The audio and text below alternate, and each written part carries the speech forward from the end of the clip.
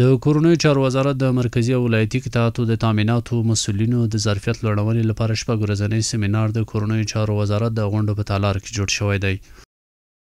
دغه سیمینار د پرانیستي په مراسمو کې د کورنیو چارو وزارت د تامیناتو معین مولوي عبدالله مختار د غونډې ګډونوالو او میلمنو ته ښه راغلاست ووایه او ویل دا سیمینار مستقیما له هغه کارونو سره تړاو لري چې تاسو یې هره ورځ ترسره کوئ او ورڅخه ګټه پورته کوئ تر څو په خپلو کارونو کې په ښه ډول ترسره کړئ او مخته یې بوځئ.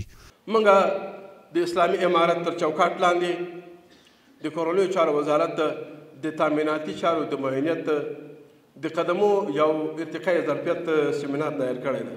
دا هم د دې په خاطر باندې چې دغه سیمینار کې هر ملګری خپل مسؤلیت وپېژني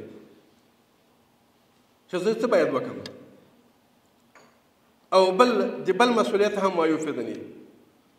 تاسې تامیناتي چارو څومره قدمي شي یې په تاسې باندې ضرور دا چې ته خپل مسؤلیت هم وپېژنې د بل مسؤلیت هم وپېژنې. فایده به دا شي چې خپل مسؤلیت به دې کړی وي او د بل چا په مسؤلیت کې به مداخله هم نه وي کړې. هغه د بل چا مسؤلیت به دې پېژندلی وي او بیا به دې هغه ته پرېښی وي.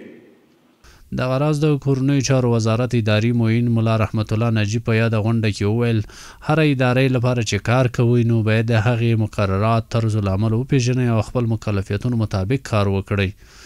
دا په د امنیه په قمنداني کې چې دا څومره شعبات شته، دا څومره مدیر صاحبان شته، دا څومره مسؤلین شته، دغه دا نورو بخشو پورې دوی تړلي دي.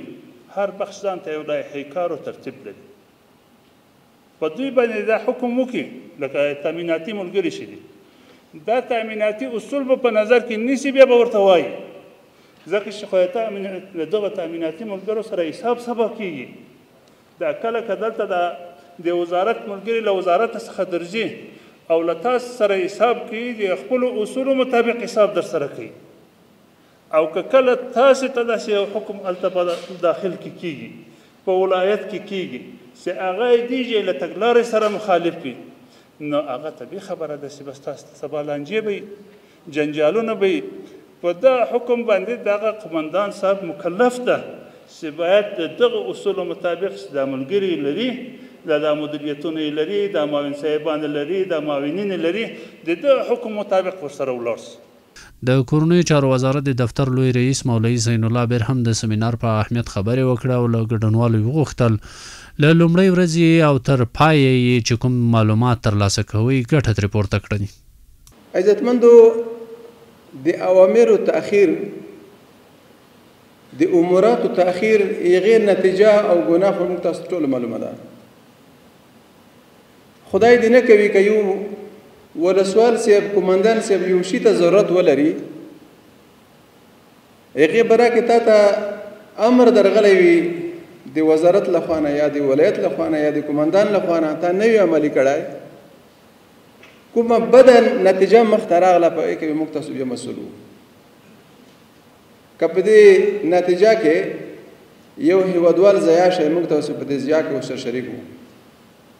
که په دې نتیجه کې یو هیوادوال زخمی شي زخم یې چې کوم دی ورته پیدا شي موږ تاسو ورسره شریک وو. که د دې اوامرو د تأخیر په وجه یو مظلوم بدعا راته وکړه چې خدای پاک دې داسې کا په دې کې به موږ تاسو چې کوم دی شریک وو. دغه بدعاو په موږ تاسو باندې بیا اثر کوي. الله هم دې وساتي.